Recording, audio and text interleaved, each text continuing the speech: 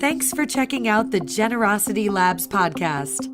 Generosity and giving as it relates to the church is one of the biggest and most important conversations we can have across faith communities.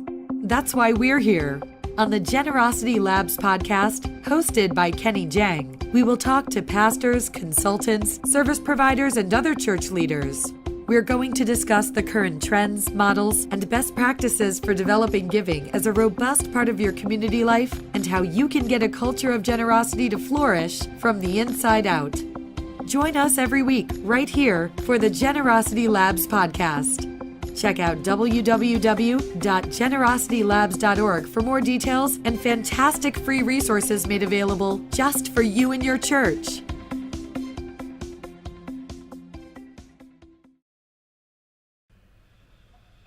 Well, hey there, I'm Kenny Jang, and this is the Generosity Labs podcast, where we are interviewing church leaders across the country innovating in the areas of generosity. Today, we're going to meet an executive pastor that has a fantastic story of how they are raising the roof in terms of giving and generosity for their community. And I'm excited to get to it today. Well, we have Craig, who's the executive pastor of Highland Park Church in Florida, a great place to be. And after a career in sales, Craig has had a history of helping startups innovate and get off the ground. Craig joined the staff at Lakeland in 2015, married to wife Barb for over 36 years, 3 grown children, and we are glad to have him as a resource here. Welcome to the show today, Craig. Thanks, Kenny. It's good to be with you. So I gave a little bit of some background, but tell us a little bit about the Craig story and how you got into this ministry in particular. And why don't you give us a picture, a snapshot of what Highland Park looks like on a typical Sunday? Okay, be happy to. Our lead pastor, Brett Rickey, and I have been friends for about 15 years. He actually planted a church in Tulsa, Oklahoma back in 2000. And shortly after he started that church, we started to attend because our daughters met in the 4th grade. And so we got to be family friends. Brett moved down here to Lakeland to become the lead pastor at Highland Park Church in 2009. And we kept in touch, talking college football, whatever our common interests were at the time. And he called me up and said his executive pastor was retiring and he was looking for somebody to come and help him. And we've had a history of being in ministry together, as well as being good friends. And so, long story short, we moved down here April of last year and joined him and his staff. Highland Park Church is a fairly large church. Yes. Area. We run about 2,300 in attendance on a given weekend. We have a celebrate recovery service on Friday night. We have a Saturday night service, and we have 3 services on Sunday morning. And our mission is to lead people to love God and to love others. Wow. So, we're thrilled to be here. We're excited about what God has in store for Highland Park Church. It's a busy weekend for your teams in Lakeland, Friday, Saturday, Sunday services. Absolutely. Yeah, so you guys, we're going to talk a little bit about the giving story at your church, but you guys have already been ahead of the curve, I think, in that previous to adopting some of the new technologies recently, you already had online giving available for your people, right? That's correct. For a number of years, we had giving kiosks in the lobbies, in the lobby of our main sanctuary, and also in our family ministries building across the street. And people were using that for a number of years, where they would swipe their credit card and give online, or give online through our webpage. And we probably saw 35 to 40% of our giving come through the. Wow. And so it wasn't anything really new for people. However, we started to encounter some issues with that particular platform because it ran on Windows XP. And so we had some security issues as well. So we were looking for a better solution. And one of the things we wanted to add was the ability for our members and our attendees to give by text. Now, can you tell us a little bit about the, I guess, typical age range of the people that attend on a Sunday? Well, it's a wide range. We have a very vibrant middle school and youth ministry. We have a kids ministry. We have a strong millennial and Gen X, really, attendance. And so you got a wide spectrum of people, families. We're a 62-year-old congregation. We have people that still attend that were there at the very first service. Yeah. So it's incredible, though, that with that type of demographic, you're still getting 30 to 40% of digital giving participation. What do you do with those people? Do you have an offering plate that you hand down, pass down the aisle, or is it just a kiosk and offering in the back? How does that work? We want to give people plenty of opportunities to give. And not everybody wants to give online. So my wife, for example, she feels better writing a check. So we pass a basket down the aisle at every service, and so people have the opportunity to give that away as well. Gotcha. So you do pass. Okay, because there's a lot of churches that have the, just a kiosk in the back or a place to drop a check, etc. So that's an active part of the liturgy on a Sunday morning. And so is there any sense of, if 30%, 50%, at what point do you stop passing the offering basket? Have you guys even thought about that? That's something that I had a recent conversation with another church pastor. They had about 70% of their giving is online at this point. And the question is, when does that become obsolete? Yeah, I don't know that it ever does. We were in startup churches where we had bubble gum buckets at the front on the stage and have people get up out of their chair and come and drop their offering in that bucket. And the bottom line is it's really not a function of how you do it, but it's just that you do it. Giving is an act of worship. Yep. And so we want people to feel comfortable giving in any way, shape, or form that they're comfortable in doing. Nice. Now, what I love about the story of your church is that you guys adopted text giving recently. When did that happen? I think we started it in January, February timeframe of this year. Okay. So you've had a little bit of time now since then. So when it first was introduced, was it a quiet rollout? Was it a big splashy rollout? How did you notify people that that's an option? Well, we felt it was important because it was a new way of giving. It was important for us not to just tell them, but actually show them how simple it was to set up text giving on their smartphone. So during the service on the weekend, we took 5 minutes during the announcement of the offering time, which incidentally we feel is just as important as worship or the sermon, because if it's not, then we shouldn't do it. Right, so. An act of worship. And so we took 5 minutes and we had our tech team set up a video to where I kind of walked through and had my smartphone in my hand, and they could see on the screen while we were walking through how simple it was to set up initially the ability to give by text. And we had people that pulled their phones out right there because they had them out anyway, whether they were using a digital version of the Bible or tweeting during the service or whatever. So it's not a big deal in our church for people to have their phones out. So they just followed along and then people set it up right there as I was walking into it. Yeah, I was talking to a seminary student recently, and he said that one of the things they're noticing when they're going out to preach and teach is that you need to not be distracted by seeing the tops of people's head because they're bent down on their phones during the preaching. So great. So text giving, you guys rolled it out, and you literally had intentional time during the announcement time. What was the type? What type of results did you see in terms of that? Was there any pushback? Was there positive results in terms of adoption? Do you have any sense of, did giving go up or down? Absolutely.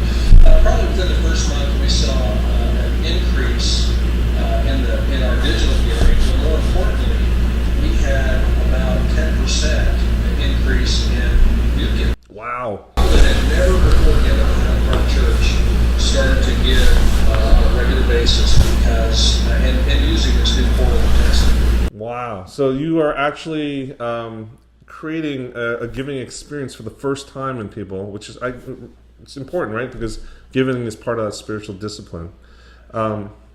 So what service are you actually using to implement the actual text giving?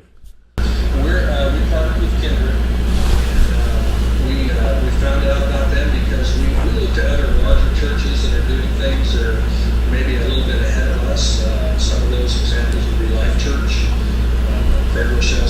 Yeah. That church, Willow Creek, we glean a lot of leadership and just ideas on how to do ministry from those that are a few steps ahead of us. And so that's how we found out about Kindred. As we talked with them, there were other benefits. One is that it's a secure platform, as well as one that integrated with our church management software.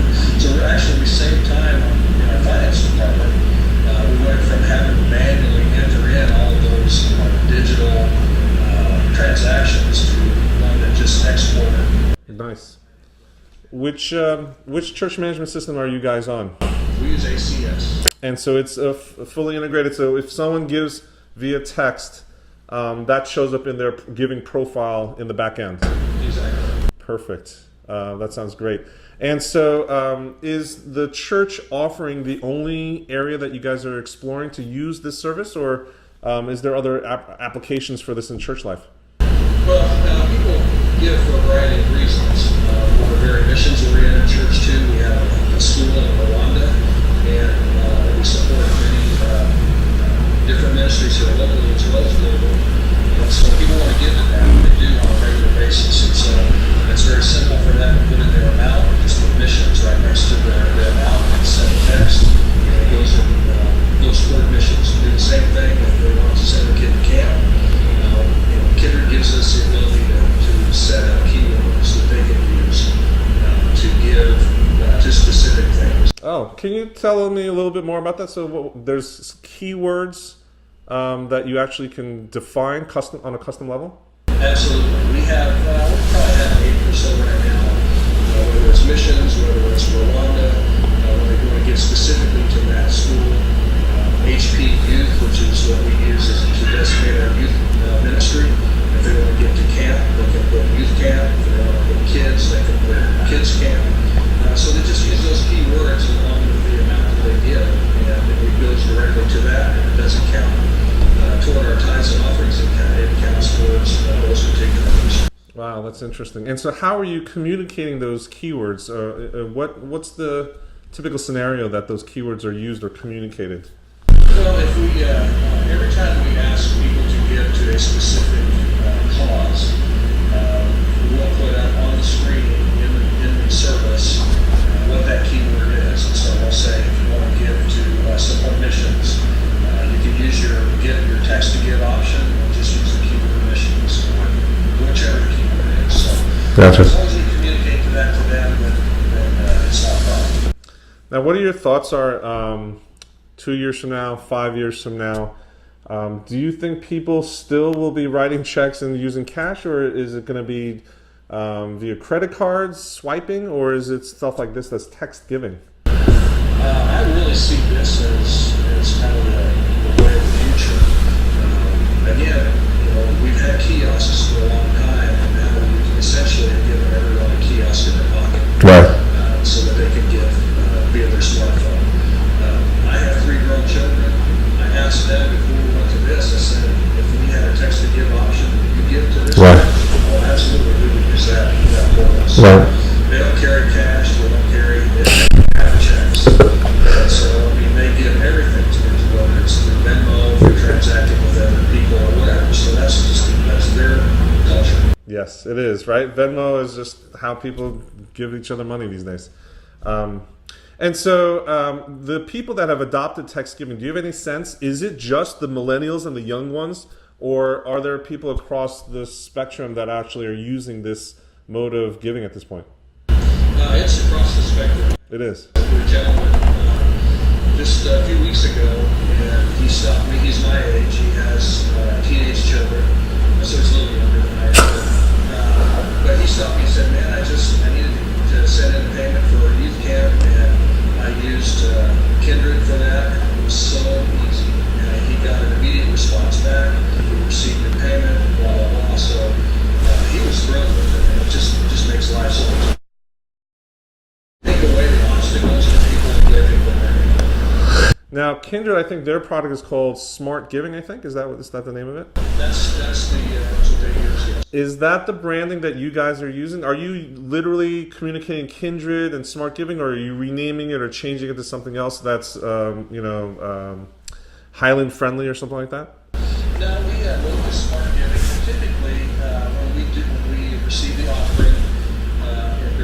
weekend service, we put a little graphic on the lower third of the screens. It has a picture of a smartphone, and it just says text and give to the number that they've designated for us. And typically, the folks that have done it before, they know what to do. They don't need to do give, they just give the amount. But for the first timers, they could just text the word give, and then we'll respond back to them. And we'll go through the easy setup process. Yeah. Now, the average church in America is much smaller than yours, right? And they don't necessarily have all the resources. I can sense that there's probably a lot of church leaders here and pastors are saying, yeah, that's for big churches, etc. Can you talk about just how difficult or the process or even the time from start to end of the integration or setup, and what did that actually look like on a very practical basis? Were you consumed with it? Did you have a committee? What was the process? I was actually very shocked at how simple it was. When we contacted Kindred to do this, they sent us graphics for our digital forms of communication. They gave us a script. They gave us everything that we really needed. And so we decided to use all of that. In addition, did the walkthrough video for rolling it out. And then we put that in the form of an email and sent it to all of our members for the following week. That had embedded it in the video of the walkthrough we did that previous weekend. So they're very thorough. They're always helpful. How long did the process take, you think? Within a day we had it set up. Yeah, it was not difficult at all. The interface to ACS was very simple. Our finance director was involved with that. She would comment on how easy that was to set up. So even small churches could do it that don't have a large staff. It doesn't take much time at all. I think the benefits far outweigh the time that it takes to get it set up. Right. Let's talk about some of the downsides. What has been, I'm sure there's some pushback or some grumblings or something. What are some of the things that you've heard or that you felt, or even the friction in any of the process? Well, with any kind of a change, there's always some resistance. We used our giving kiosks, for example, for a long time, to where people would walk into the lobby. As they're walking in, they're pulling out their credit card, their debit card, and they walk over and they slide it through. And any kind of change to that process creates a little bit of confusion. So for the first couple of weeks, we would have one of our first impressions folks standing over there by the kiosk to help people use the smart giving system at our kiosk. We really don't even need that anymore. But because people are accustomed to walking over to a stand, a kiosk, and giving that way, we've kept iPads set up in the lobbies for people to give that way. And slowly but surely they're adopting the new system. And it really hasn't caused much trouble other than that. Gotcha. So basically the kiosks have been removed effectively from the system? Well, the old computers, the old Windows XP kiosks were. We decided to keep a sub-form of a kiosk in the lobby just for those that are used to seeing something. Right. Help them navigate, okay, you can do this now on your cell. And so it's a mobile, I guess it's like an iPad with a stand or something like that you have. And is it just the mobile version of the giving form, I guess? Same version that we have interfaced with our website now. So every form of digital giving goes through Kindred now. So we benefit from that. It's all feeds directly into our church management software. There's only one thing that we have to interface with, and that is Kindred. Okay. What about branding, colors, and customization? What's your sense on how much flexibility there is? Very, very simple. We set our logo. We told them exactly how we want to set up. They showed us how we can change it. I mean, it's very colors. There's plenty of colors to choose from. So our web portal and all that matches exactly what our branding is. Wow. Okay. And so what would be the number one downside and number one upside of this transition to smart giving with Kindred? Well, the downside is just the resistance to change, particularly from the older generation that maybe have be concerned about using their cell phone, or maybe they don't have a smartphone, but they have a cell phone. So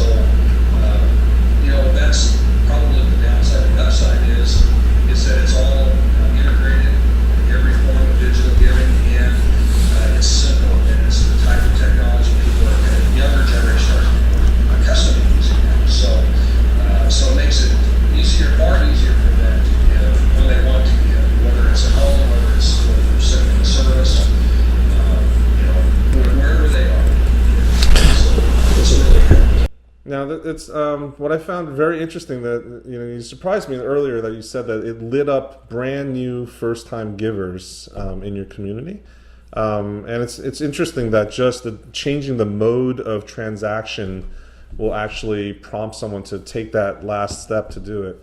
I'm wondering, I guess it is a little bit early, but do you anticipate that you will raise more money through the offering plate and all the giving solutions like this at the end of this year than you anticipated earlier, or is it just a change of mode of giving, or is there something else going on, you think?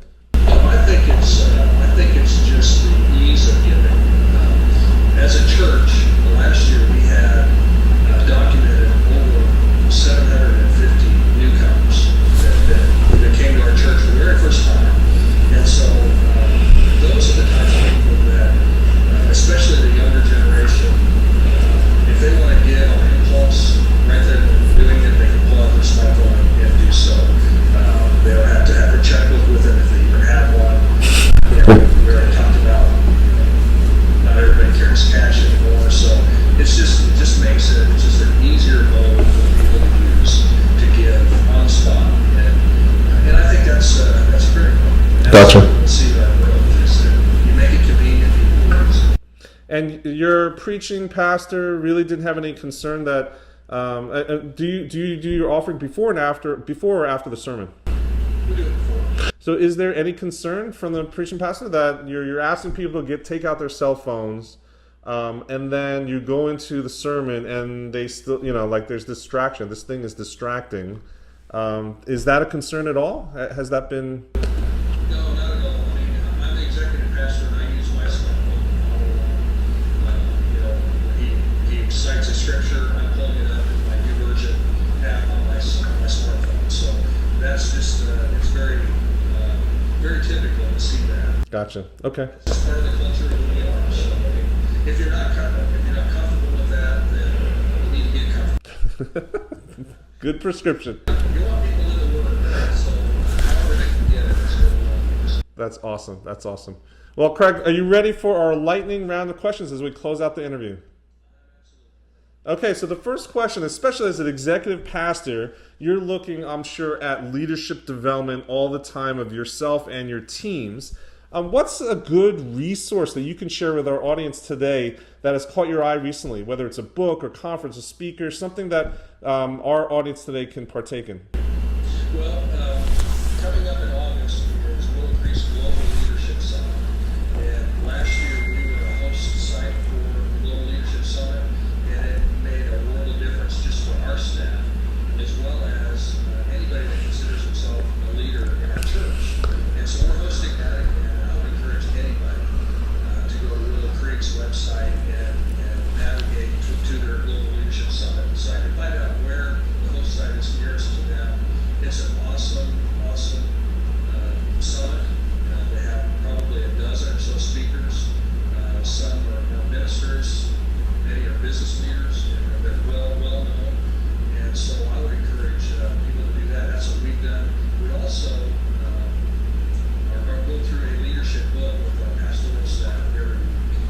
We go through a chapter. We've gone through the 21 irrefutable laws of leadership by John Maxwell. We've gone through courageous leadership by Bill Highland. We're going through a book called Finishing Strong by Steve. Oh, yes. And so, those types of things are available.